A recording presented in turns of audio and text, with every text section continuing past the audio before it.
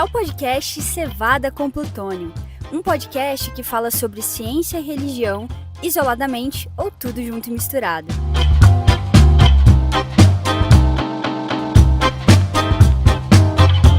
Olá a todos, sejam bem-vindos a mais um episódio do podcast Cevada com Plutônio, um podcast que trata seu cérebro como ele merece. Episódio número 13. E aí, já decorou a música da introdução?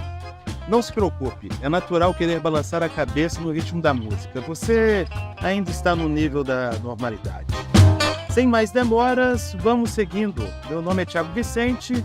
Temos também aqui hoje conosco o Alex, que vocês tanto já conhecem. E os nossos convidados especiais hoje são Cosme Figueiredo. Ele é físico, doutor em Geofísica Espacial pelo Instituto Nacional de Pesquisas Espaciais e atualmente é professor de Física na Universidade Federal de Campina Grande, na Paraíba. E também temos Saulo Cantanhede, também físico e mestre em Física pela Universidade Federal do Rio Grande do Sul, atualmente estudando mestrado em Divindade e trabalhando como professor adjunto do Departamento de Física, ambos na Andrews University. Tema de hoje: clima espacial e sua influência na Terra. Então vamos aí? Como vai aí, Alex? Tudo jóia com vocês? Um prazer aqui estar participando hoje na posição de comentarista. Cosme? Tudo bem, Tiago, graças a Deus. Por último, mas não menos importante, Saulo. Eu tô bem, tô muito feliz de participar. Saulo tá falando dos Estados Unidos, na realidade, né, Saulo? Isso mesmo, participação internacional aí. Seja bem-vindo aí dos Estados Unidos também. Hoje vamos aprender um pouco então mais sobre aquilo que ocorre além da atmosfera terrestre. Clima espacial. Gostaria de convidar aí, Cosme, o que o clima espacial traz aí pra gente de interessante, de importante aqui para nós terráqueos? É interessante, Tiago, porque as pessoas que nos ouvem estão acostumados a ouvirem sobre clima, se vai chover, se vai fazer sol.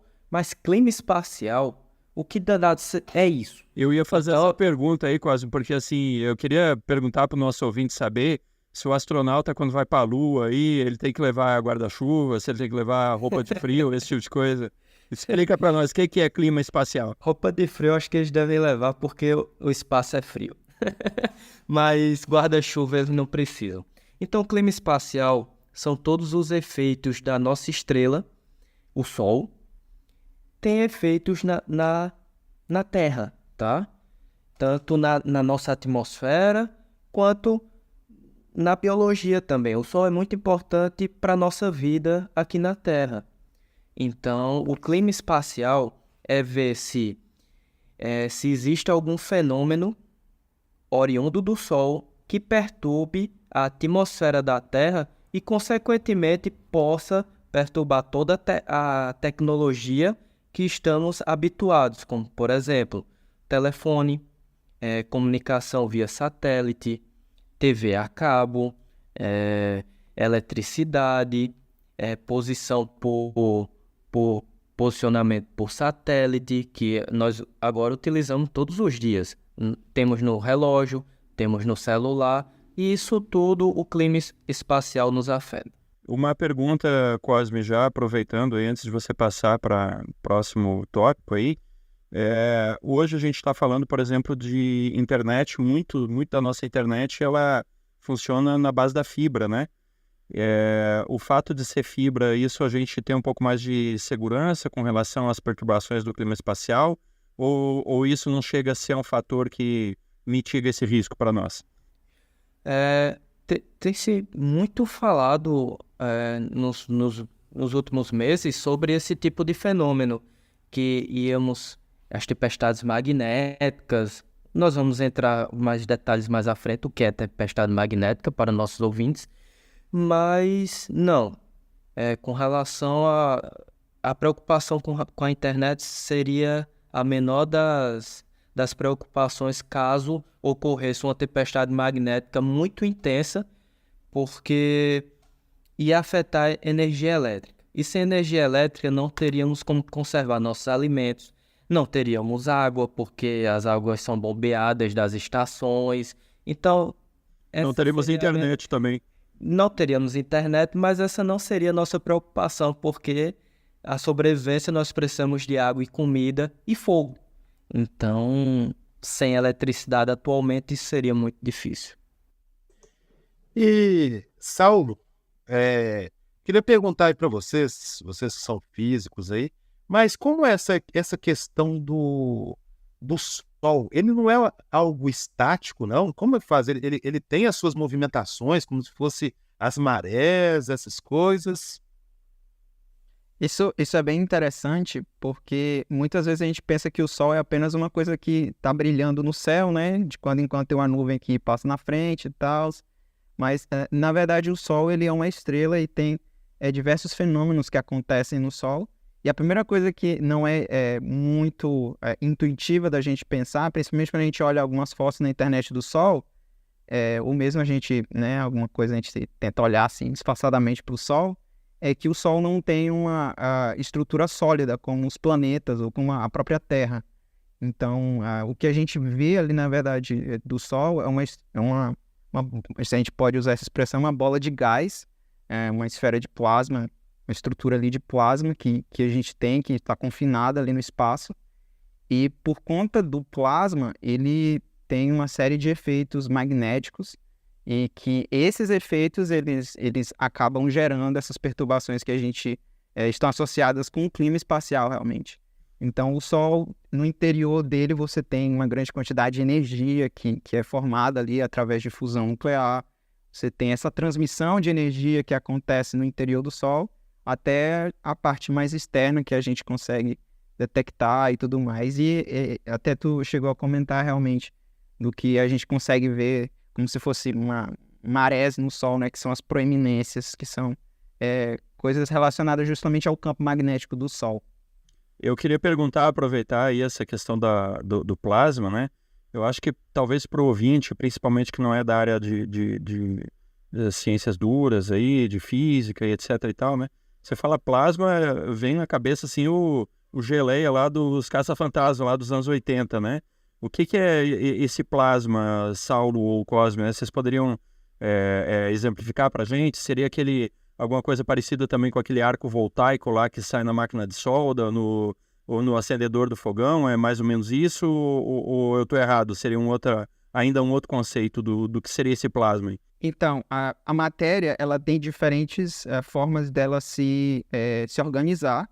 Então, as mais comuns que a gente tem no planeta Terra são justamente o sólido, o líquido. Não, por exemplo, a água, a gente tem o gelo, a forma líquida, que é a mais comum, né, que a gente chama de água, e tem o vapor d'água, que é a forma de vapor, de gás.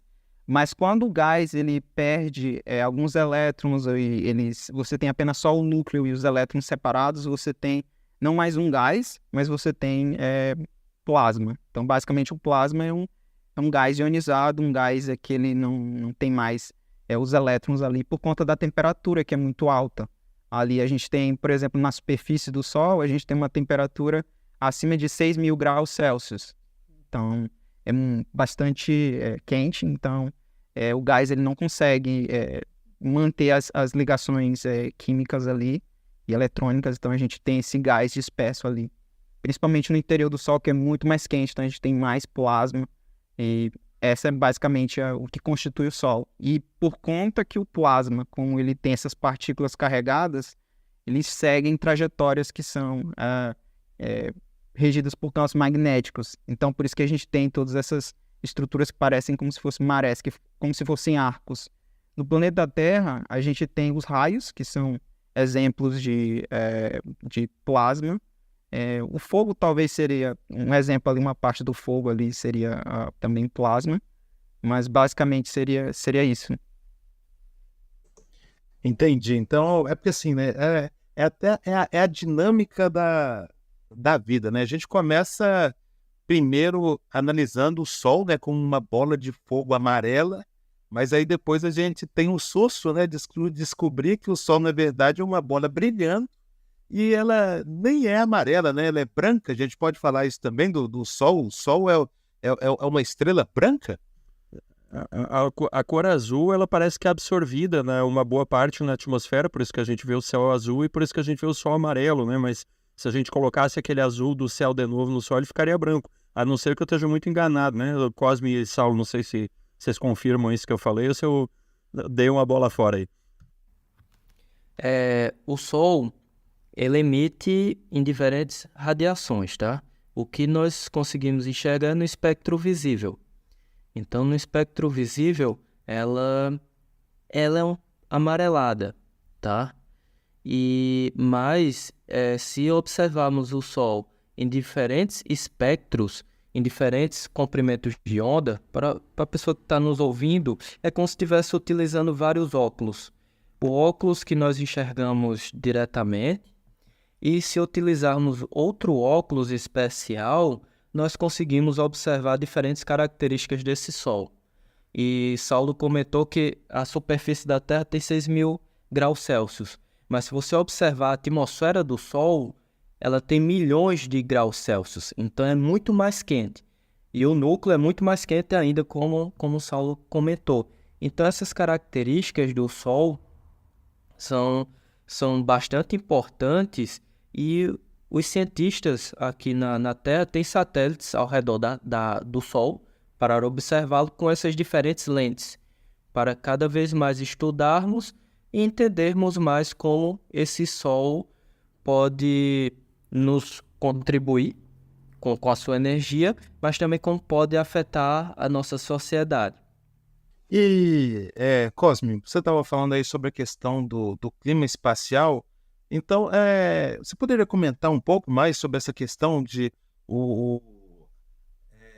os raios solares, o que é uma aurora boreal, como ela acontece, ela está ligada a algum campo magnético do Sol? Como esses fenômenos, o que são esses fenômenos que a gente vê?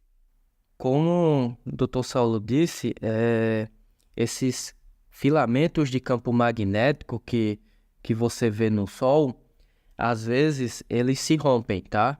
Eles se rompem e ejeta matéria do Sol radialmente para fora dela, tá? E quando essa matéria está em direção à Terra, ela viaja em torno de 300 a 800 km por segundo, tá? É como se eu fosse do Rio de Janeiro para São Paulo em 1 segundo. Em menos de 1 segundo, tá? Dependendo da velocidade com que esse plasma viaja. E esse plasma carrega o quê? Campo elétrico que está viajando. Quando ela interage com o campo magnético da Terra, essa energia ela é depositada nos polos, tanto no polo norte quanto no polo sul. E essas partículas energéticas, elas colidem com partículas neutras na nossa atmosfera, como o oxigênio, o nitrogênio. E quando essas partículas neutras recebem essa quantidade de energia, elas vão para um estado que chamamos estado excitado. E quando elas decaem para o seu estado normal, que estavam antes, elas emitem luz. E essa luz é o que chamamos de auroras. Podem ser auroras boreais, que boreal é norte, e auroras austrais, que é ao sul. Normalmente nós vemos as auroras boreais porque a população está mais ao norte. E na região onde ocorrem as auroras austrais fica a Antártica. E ela não é populada, não tem população lá. Então por isso que é difícil vermos auroras austrais devido à localização geográfica. Pessoal, eu quero dar meu testemunho aqui porque eu estou morando agora no norte dos Estados Unidos e aqui a gente tem a possibilidade de ver a aurora boreal, mas eu quero dizer que não é tão simples assim, porque esse vento solar, ele varia, né? Então essa interação às vezes ela é intensa, às vezes não é tão intensa. Então eu pude, das vezes que a gente olhou aqui no sistema, a gente depois vai até indicar para vocês alguns sites que vocês podem ver. Eu tentei ir, algumas vezes não deu certo, mas teve uma vez no meio do inverno aqui que eu consegui ver ano passado. Então é um negócio assim diferente, é uma luminosidade no céu que você enxerga. Você sabe que é no norte, eu vi na região do Lago Superior aqui do estado do Michigan, onde eu moro. Então você sabe que ali não tem cidade, que não tem civilização, vamos dizer, ali é um lago, então é para estar escuro, mas não, tá brilhante ali na região próxima ao horizonte, uma cor um pouco esverdeada, e aí a gente tirou a foto com o celular com uma longa exposição e a gente consegue realmente ver as cores bem assim acentuadas assim, e foi uma experiência muito muito legal. E a gente pôde até comparar, né, para ver se, deve ser a luz de alguma outra coisa, mas não, quando a gente compara com a cidade não é a mesma coisa. E você consegue ver ao vivo essa luz? Porque eu faço algumas fotos de astronomia também, e às vezes a gente tem que fazer muitas fotos de longa exposição, depois a gente usa um software especial que ele empilha essas fotos e tira o ruído, né, e as distorções, e aí você enxerga uma coisa na foto que você não consegue enxergar ao vivo, né? Por exemplo, eu tenho uma foto da Via Láctea que é belíssima, né? Só que a gente não vê ao vivo aquilo tudo, né? O caso da aurora boreal é assim também, ou você consegue ver efetivamente aquelas cores? Eu tô perguntando porque eu não sei, né? Eu gostaria de ver, mas nunca vi ao vivo.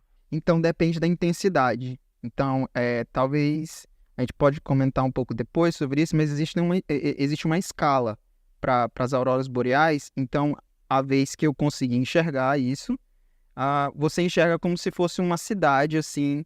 Quando você está andando à noite, você tem aquele clarão de uma cidade próximo ao horizonte. Então, você sabe ali uma cor um pouco esverdeada e tudo mais. Você vê aquela luminosidade, mas você não vê mais cores. Quando eu tirei a foto a gente usou um iPhone, então é só usar o modo de longa exposição. A gente tirou fotos. Primeiro a gente tentou com 10 segundos, ficou um pouco borrado, mas quando a gente usou 30 segundos, a gente conseguiu ver mais detalhes. Então a gente consegue ver um pouco das cores, um pouco do verde, a gente enxerga um pouquinho avermelhado, um pouco roxo também no céu, mas usando simplesmente esse modo de longa exposição. Se você tiver uma câmera profissional, você consegue ver um pouco melhor também. E esse evento, eu nunca vi esse fenômeno ao vivo. Pelo que você me fala aí, ele é meio surpreendente, assim, né? Chama a atenção. A gente tem algum histórico assim do passado que alguns povos antigos falavam alguma coisa? Sim, os povos nórdicos na Europa, eles acreditavam que esse tipo de fenômeno que acontecia na atmosfera era uma batalha entre guerreiros, e a cor avermelhada, que também existe, uma aurora vermelha, seria o sangue desses guerreiros, seria mais ou menos esse tipo de história que eles contam, né, os seus antepassados. Só comentando o que Saulo mencionou, ele está no Michigan, e ainda ele não está tão próximo do polo, tá? Do polo magnético. Então, ele consegue ver no horizonte. Então, se você vai ali para o Alasca, que já está bem próximo, para o norte do Canadá, que existe um oval auroral, é onde a energia se concentra desses efeitos. Então, ali sim, você vê em cima da sua cabeça aqueles fenômenos ocorrendo. Então, como ele está um pouquinho mais distante, ele comentou sobre a intensidade.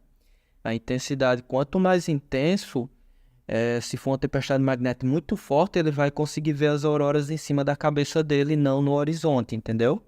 Então, como ele mencionou, tem toda uma escala que existem magnetômetros que medem a intensidade do campo magnético e ao longo do globo, e isso eles conseguem definir uma escala a partir do qual essa tempestade interagiu com o campo magnético da Terra. Cosme, Saulo, mas assim, eu queria perguntar para vocês, a gente, por exemplo, está no Brasil, né, país tropical, né, a gente, sei lá, acho que 90% do nosso território está entre os trópicos, né, e então é zero chance de a gente enxergar algum dia uma aurora boreal, ou, no nosso caso, como hemisfério sul, né, tirando um pequeno percentual do nosso território brasileiro, mas a esmagadora maioria está no sul, então seria uma aurora austral, né?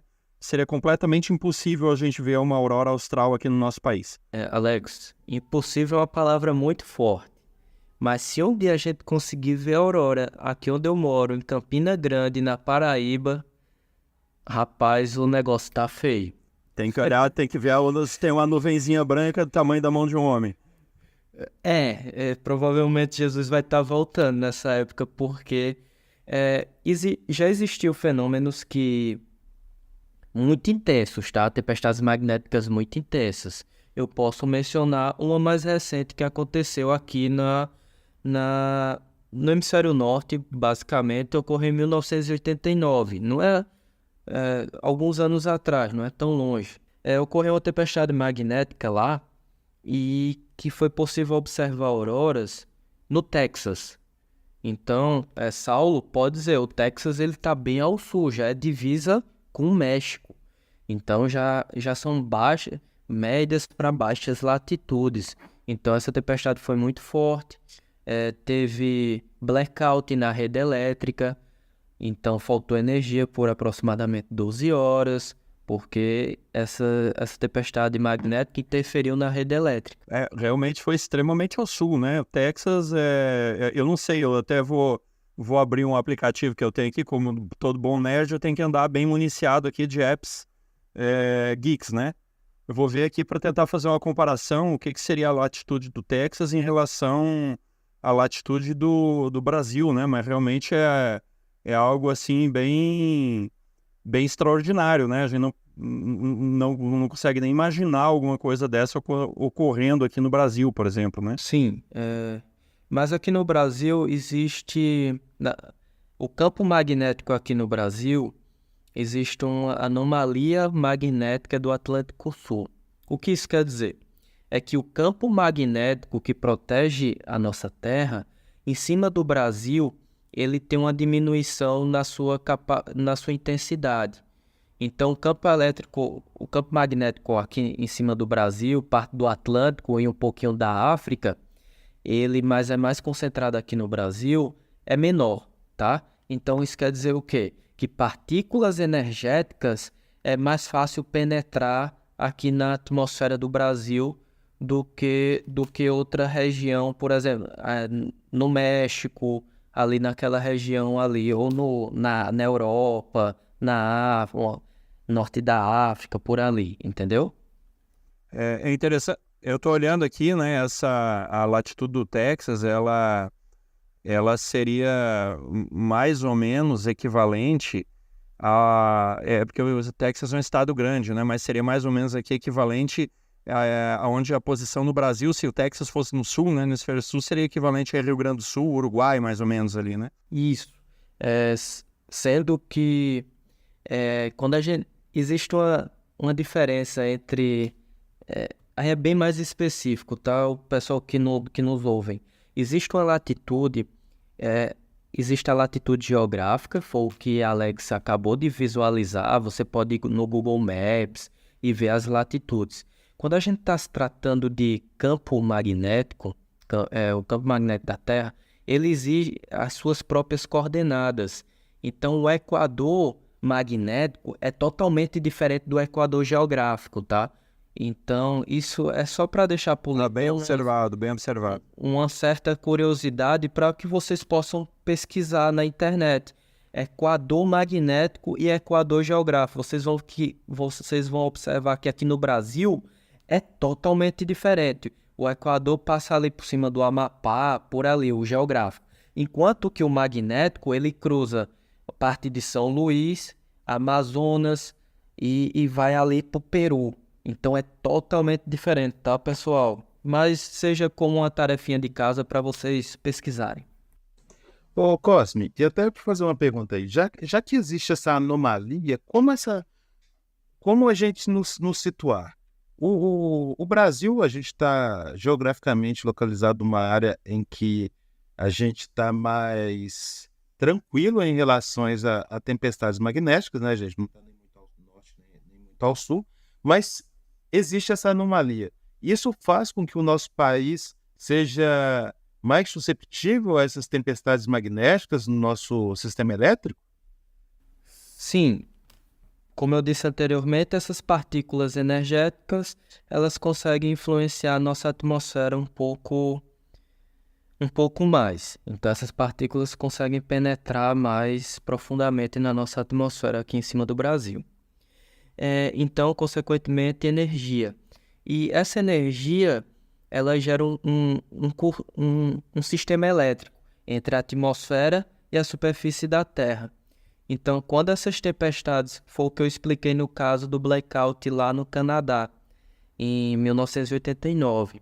Quando essa deposição de energia é tão grande, geram correntes e esse plasma, como o Dr. Saulo falou, existe esse plasma. Então, existem partículas positivas e elétrons. Isso pode gerar campos elétricos que, por suas vezes, geram correntes. E quando existe essa deposição de energia, essas correntes aumentam. Podem chegar a 300 amperes. Isso é muita energia.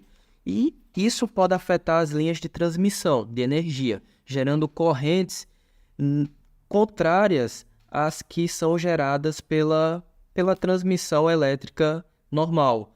Isso pode afetar transformadores. Não esses transformadores que temos nos postes próximos de casa, mas são transformadores gigantes, tamanho de uma casa. Então, e podem queimar esses transformadores. Aqui no Brasil, não. Aqui no Brasil, não pode chegar a queimar. Isso seria uma tempestade magnética muito intensa. É o caso que Alex falou. Se observarmos auroras aqui, é porque o negócio está feio. Mas esses tipos de corrente induzida aqui no Brasil... Junto com a aurora tá vindo o Godzilla também levantando o mar, né? E então, gera essas pequenas correntes induzidas nas nossas linhas de transmissão. Isso pode fazer com que a vida útil desses transformadores diminua um pouco. Então, existem pesquisadores aqui no Brasil, principalmente no Instituto Nacional de Pesquisas Espaciais, em São José dos Campos, que eles estudam os efeitos dessas tempestades magnéticas aqui nas linhas de transmissão. Ainda não tem resultados conclusivos, mas eles estão estudando e, de certa forma, existe uma degradação no sistema, tá? Tiago.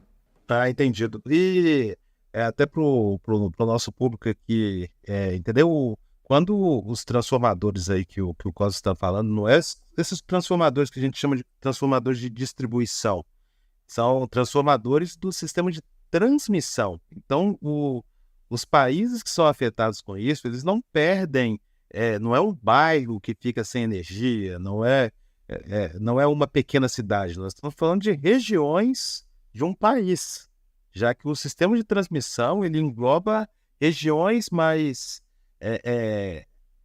maiores, assim, regiões dependendo se fosse no Canadá, nos Estados Unidos, estamos falando ali de vários estados que sofrem com esse blackout. Então, estamos falando aqui de realmente blackouts que afetam a vida da pessoa. Se qualquer coisa que afete a rede elétrica, ela também automaticamente se torna um risco para a TI, né? Por quê?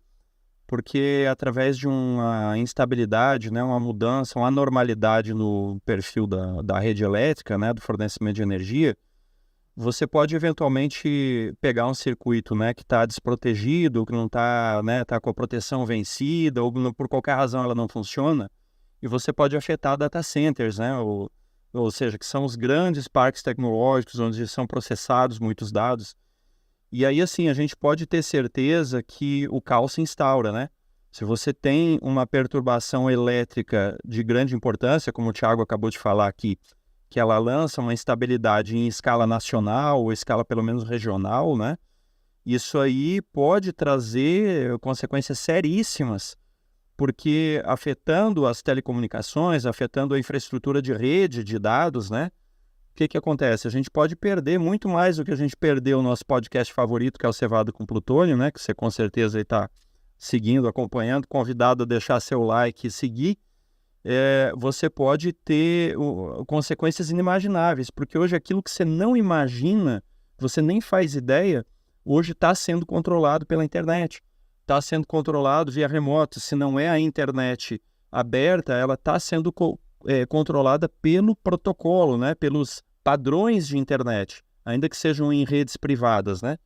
Então isso aí pode ter consequências aí em hospitais, a gente pode ter apagão aéreo, a gente pode ter crise aí no fornecimento de água, no fornecimento de combustíveis, né? São coisas assim que a imaginação é o limite para onde pode dar problema se a gente tiver um incidente maior, né, na rede elétrica e também no campo de TI, né? Não estou querendo aqui espalhar medo para ninguém não, né? Mas assim, é um cenário realmente de filme de Hollywood, é um cenário apocalíptico. E não, só para deixar claro para a população que esses são fenômenos extremos, tá?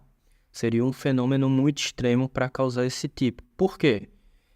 Os governos, as instituições, eles sabem desses riscos, desses fenômenos que ocorrem, e eles tentam mitigar isso da melhor forma. Aqui no Brasil, por exemplo, existe o Departamento de Clima Espacial. Fica localizado no Instituto Nacional de Pesquisa Espacial em São José dos Campos. E o que é que eles fazem? Eles monitoram o Sol através desses satélites, através desses equipamentos, e eles geram relatórios diários, tá? Então, eles têm contato com outros centros nos Estados Unidos, no Japão, na África. Então, eles sempre estão interligados. Porque se ocorre uma tempestade magnética, isso só não vai afetar o Brasil. Isso é global, tá? Então, eles estão sempre conectados. E tem que ser esse tipo de mitigação governamental.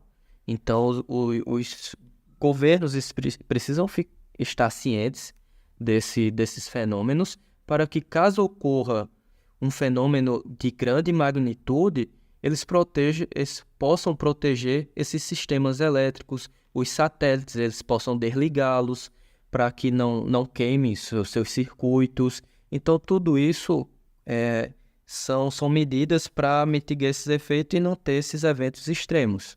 Eu queria perguntar, assim, aproveitando aqui, se o Thiago me permitir, aproveitando, assim, existe algum risco diretamente para a saúde, não indireto, né, mas diretamente para a saúde das pessoas? Digamos assim, você resolveu fazer um passeio lá pela Noruega, né? Eu vou ver uma aurora boreal lá, e aí, de repente, calhou que naquele exato momento você é tão azarado que deu uma mega mancha solar lá e vem uma mega tempestade magnética, né, vem em direção à Terra, e você está numa região dessa onde o campo magnético, ele, vamos dizer assim, ele afunda para o polo magnético. Existe algum risco direto para a saúde ou isso é mais as consequências para a nossa infraestrutura de tecnologia que nós temos? Para a saúde, para você que está na superfície, não. Mas, por exemplo, para quem está na Estação Internacional Espacial, existe o efeito porque eles estão a aproximadamente 400 km de altitude e ali eles vão ser bombardeados diretamente com muita radiação. E lá na Estação Internacional Espacial, eles têm um lugar, quando ocorre essa tempestade magnética, que eles ficam lá nesse local porque é blindado contra essa radiação. Uma coisa que está em estudo, principalmente aqui no Brasil também, é com relação à dosagem de radiação em tripulantes de avião. Porque tripulantes de avião, eles voam em torno de 10 mil a 15 mil, ou 15 mil não, a 10 a 15 quilômetros de altitude, tá? E partículas energéticas conseguem chegar até aquela região, então está tendo estudos aqui no Brasil também com relação a essa dosagem de radiação em tripulantes de avião. E é uma recomendação, quando existem tempestades magnéticas, aviões eles não cruzam os polos, porque é a menor distância. Você sai dos Estados Unidos e quer ir para a Ásia, você tem que cruzar o polo norte. Isso partindo do princípio que a Terra é redonda, né? Mas não sabemos se ela é plana. Não, tô brincando. Não joguem pedra em nós, a gente não é terraplanista, não. Tá.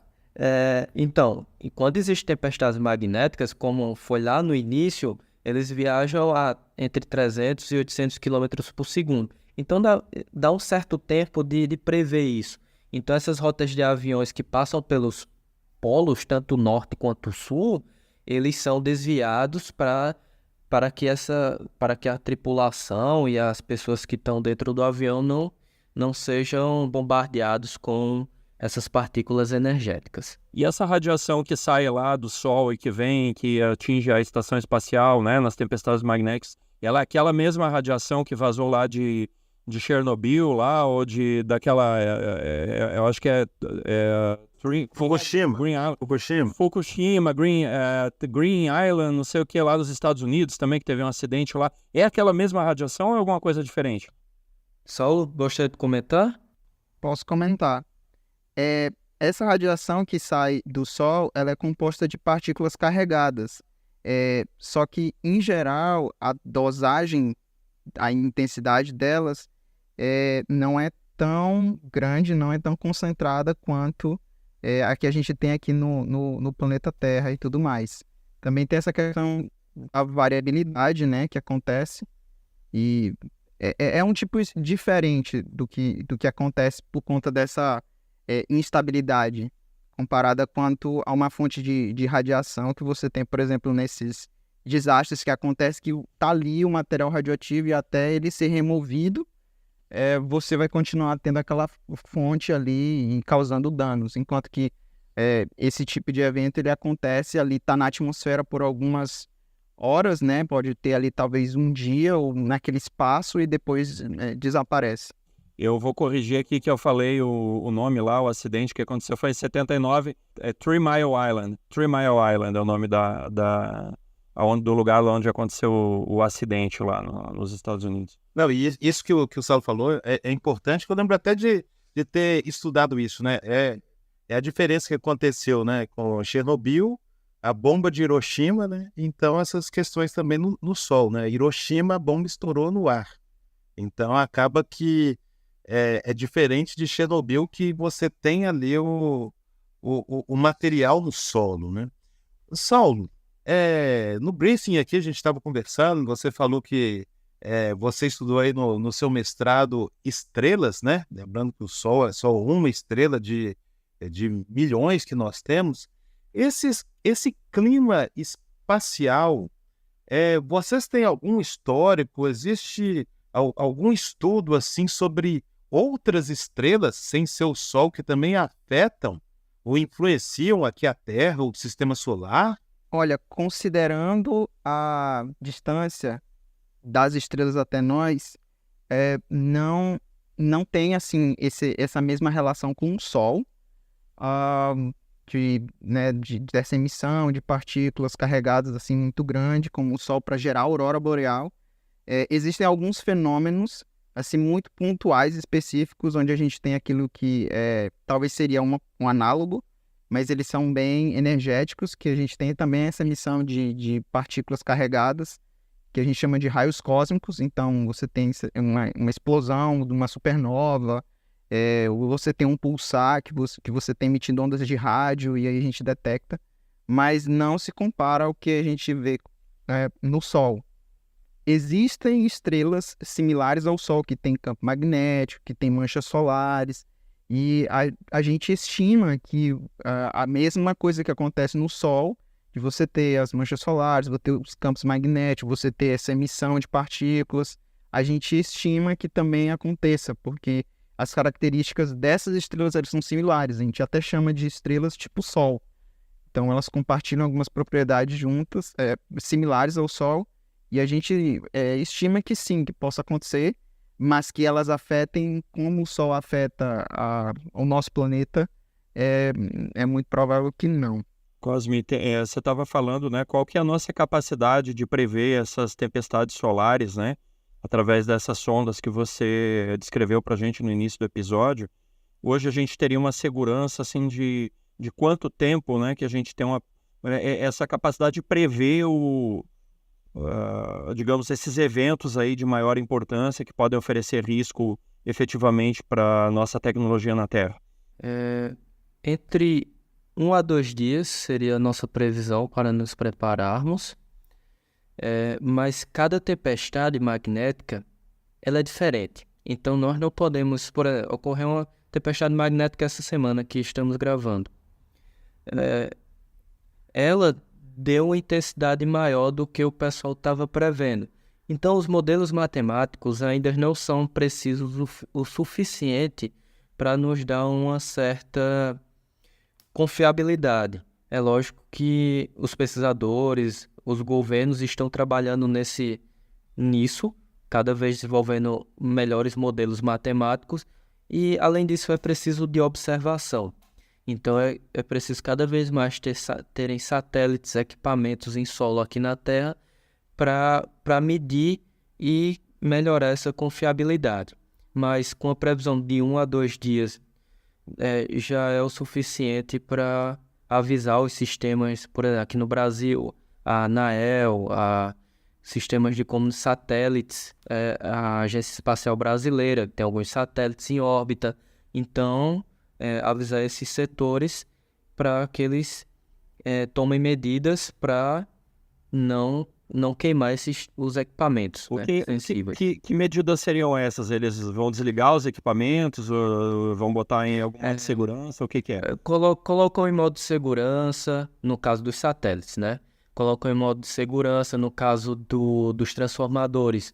Possa ser possível que você... Por exemplo, é melhor você garantir que a população fique 12 horas sem luz do que uma semana sem luz ou mais, né? Então... E eu acredito que esse sistema... Tiago, acho que pode nos dar mais informações, que ele é engenheiro eletricista, com relação a isso, mas eles podem desconectar algumas redes que são interligadas uma com a outra. Isso pode mitigar os efeitos em cascata que essa tempestade magnética pode gerar. Nos sistemas interligados, isso que você falou, Cosme, é a metodologia mesmo, né? É muito melhor você desligar, você consegue desconectar essas subestações, os transformadores, do que deixar ele ligado para queimar. Uma coisa é você ter que trocar um transformador, e nós estamos falando de transformadores que eu não sei se vocês lembram, mas alguns anos atrás a gente teve um avião, aquele maior avião o Antonov 225 Miria. Isso mesmo, que foi até destruído ali nessa guerra que está tendo aí da Rússia e da Ucrânia, que ele veio aqui para pegar um transformador para ser enviado para um outro país. Então, uma coisa é você desligar, esperar a tempestade passar e religar, do que você deixar o sistema queimar e depois ter que trocar um equipamento desse. Somente lembrando que aqui no Brasil, né, lógico que seria difícil acontecer aqui no Brasil, mas transportando o nosso sistema interligado para o Canadá, para os países mais ao norte, mais ao sul, são sistemas interligados. Então, quando você perde uma parte de geração, como a gente não tem baterias, né, a gente não trabalha com baterias no sistema elétrico desse porte, então você tem que desligar cargas do mesmo nível da geração. Você tem que equilibrar o sistema. Então, realmente, você saber de antemão, de 2 a 3 dias, que essa tempestade vai chegar, desligar, diminui bastante os resultados, as consequências da tempestade magnética. E eu acho que seria interessante a gente comentar com o nosso ouvinte, né? Aquilo que a gente comentou lá no episódio sobre o cristão e a ecologia. Tem algumas coisas que a população geral pode... E não tem problema nenhum, porque ninguém é obrigado a saber de todos esses detalhes, né? Mas o nosso podcast está aí para informar você, né, que está nos ouvindo também, né? Ajudar a expandir esse conhecimento. Isso não tem nada a ver com aquecimento global, tá, gente? Essas questões de clima espacial aí, isso aí o aquecimento global não afeta essas questões solares, né? O Sol está envolvido no aquecimento global, mas é em outro caminho, é outra via, né? A gente não afeta o Sol, mas o Sol acaba afetando a gente. Eu acho importante falar porque, assim, a gente tem que pensar no impacto desse tipo de informação, porque a pessoa, às vezes, que não tem tanta familiaridade, às vezes pode entrar em pânico, né? Não, mas o mundo está acabando, porque se acontecer um negócio desse, né? Então, eu até queria perguntar, né, pro Saulo e pro Cosme, assim, qual que é a probabilidade de a gente ter um evento realmente disruptivo, né? Um evento desse aí que cause digamos, um maior impacto na nossa economia, na nossa sociedade. Eu acho que é até para tranquilizar, para ninguém ficar aí sem dormir à noite porque está com medo aí de uma tempestade solar, né? Apesar aí de alguns filmes hollywoodianos meio que caminhar num sentido contrário, né? Eu quero começar, acho que depois o Cosme pode complementar.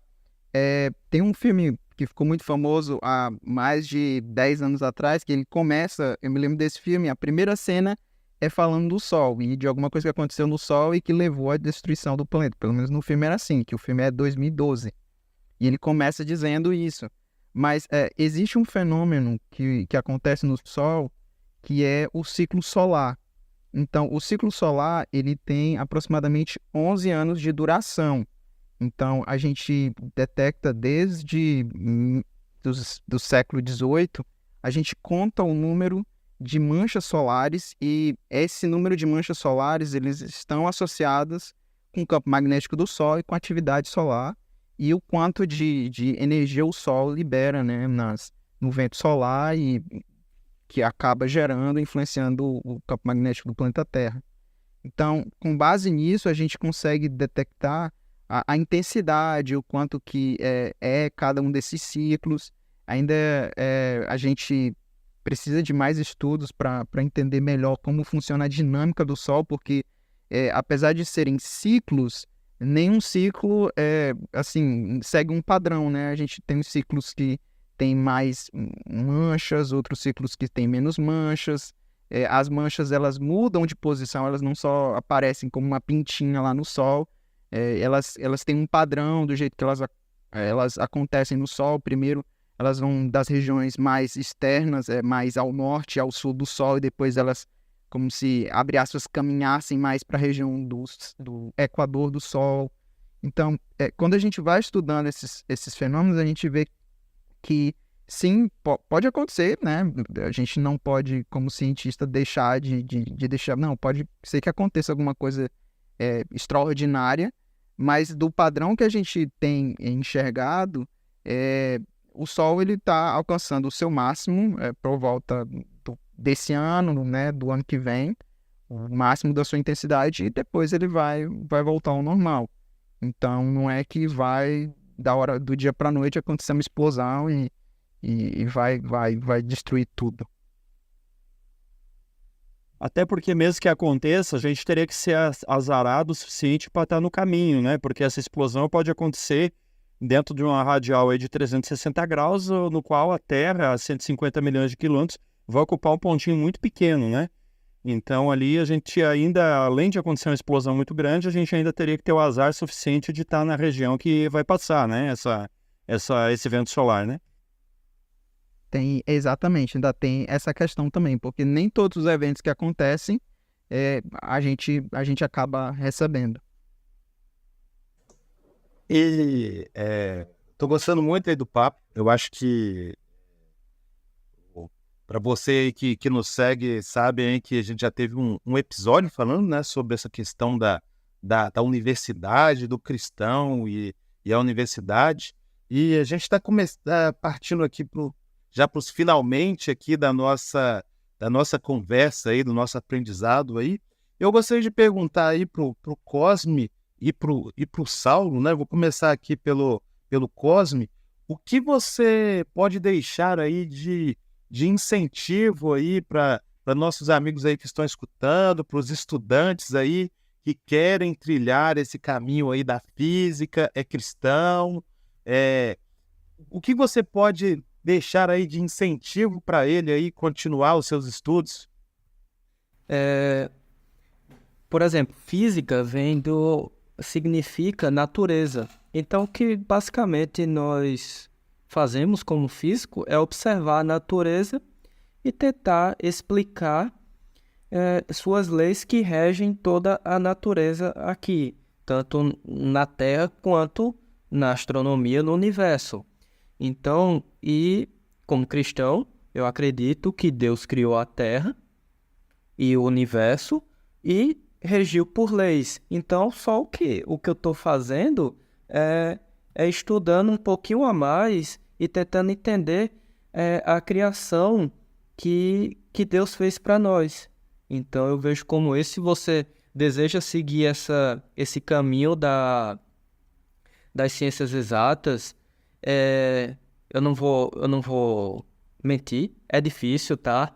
Tem muita matemática, você precisa entender o português, tá? Você precisa da linguagem, tanto escrita, porque você precisa interpretar.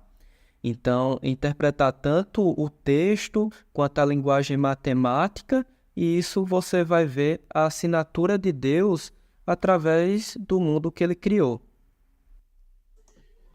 Saulo, também eu gostaria de perguntar aí qual é o incentivo que você deixa para os estudantes, principalmente que o Saulo Cantanhede aí, ele é mestre em física e está fazendo agora mestrado em divindade. Qual é o recado aí que você deixa aí para esses estudantes cristãos também? Eu quero dizer para vocês, eu concordo exatamente com o Cosme, que muitas vezes é desafiador, mas parte do princípio de que Deus é o Criador e que Ele deixou a natureza para a gente aprender mais como ela funciona, entender melhor o Criador da natureza, através das leis, através desses objetos, né, na astronomia e talvez até da biologia e tudo mais, se você não quer ir para a física, enfim.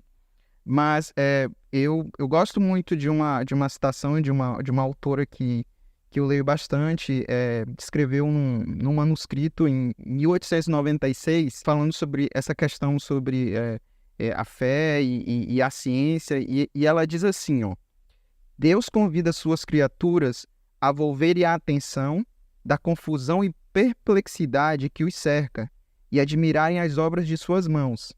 Os corpos celestes merecem ser contemplados.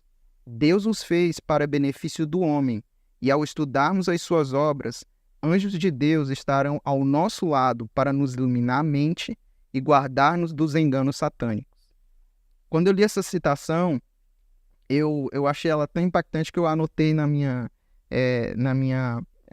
dissertação de mestrado. Eu fiz um post-it ali e anotei, porque muitas vezes a gente estuda na faculdade, a gente está imerso numa cultura de que tenta afastar de Deus da sua criação.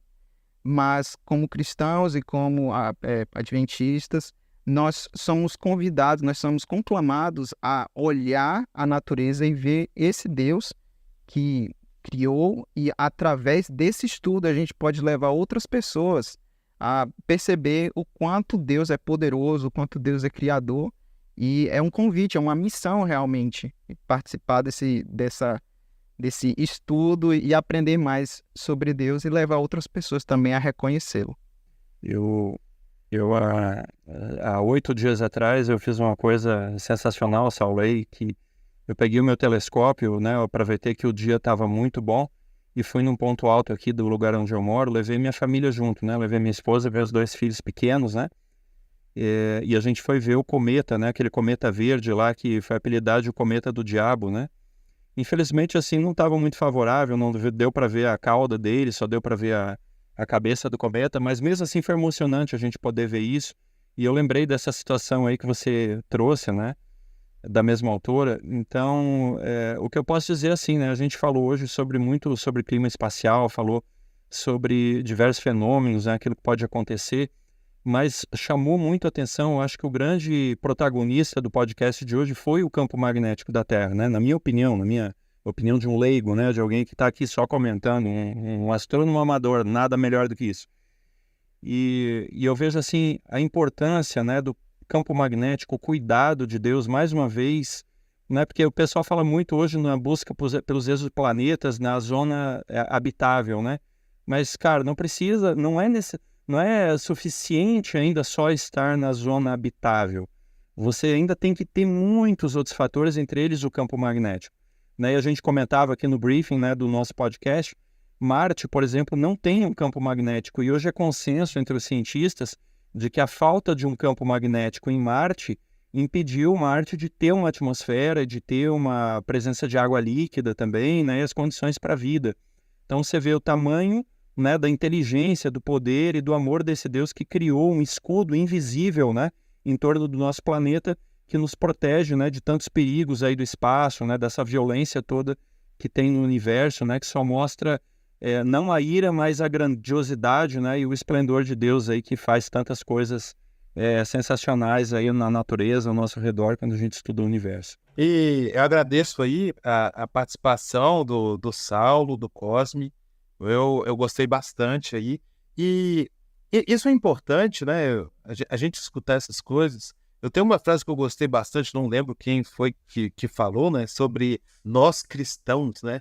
Não é que a gente não acredite na ciência, é que a gente não desacredita das inúmeras verdades bíblicas. Eu fico muito feliz de que pessoas que estudam mais sobre ciência, sobre física, sobre essas coisas, e a gente vê o retorno, né, dessas pessoas falando que aquilo que ele aprendeu só reforçou ainda mais para ele essa crença, né, em Deus, essa crença no amor de Deus por nós. Estamos terminando aí mais um episódio. Se você... estamos aí no 13º episódio. Se você não viu, não escutou, né, 13 episódios, quer dizer que você perdeu algum aí. Acompanha a gente aí. Nós estamos aí... você pode escolher aí o melhor lugar que você quer nos escutar aí. YouTube, nós temos vários outros canais. Nós temos o Spotify. E eu gostaria de Google, Amazon, Apple. E eu gostaria de perguntar aí, Alex, você tem aí alguma propaganda para fazer, congressos? É isso aí, o nosso Congresso Cientistas Adventistas, de 26 a 28 de julho, em Lavras, Minas Gerais, na FAD Minas, né, a Faculdade Adventista de Minas Gerais. Se você quer mais informações, quer eventualmente participar desse congresso, está convidado, não precisa ser cientista, não precisa ser adventista para participar desse congresso. Vai ser uma alegria se você for nos visitar. Mande um e-mail para cientistasadventistas, tudo junto, né? Sem underscore, sem nada, cientistasadventistas@gmail.com. Vai ser um prazer estar, enfim, respondendo suas dúvidas aí, quem sabe ter você com a gente nesse congresso. E se você gostou, não esqueça aí, alguns, como o YouTube, você pode curtir, compartilhar. Tem alguma dúvida, comente e, principalmente, compartilhe para mais pessoas aprenderem mais sobre ciência, sobre fé, sobre religião. Às vezes isolado, às vezes tudo junto. Se você gostou deste episódio, assine gratuitamente nosso podcast no Spotify, Amazon, Apple e se inscreva no nosso canal no YouTube. É só procurar por podcast Cevada com Plutônio nos streams de áudio ou Cientistas Adventistas no YouTube, Instagram, Facebook e X. E compartilhe com seus amigos. Assim você nos ajuda a chegar a cada vez mais pessoas.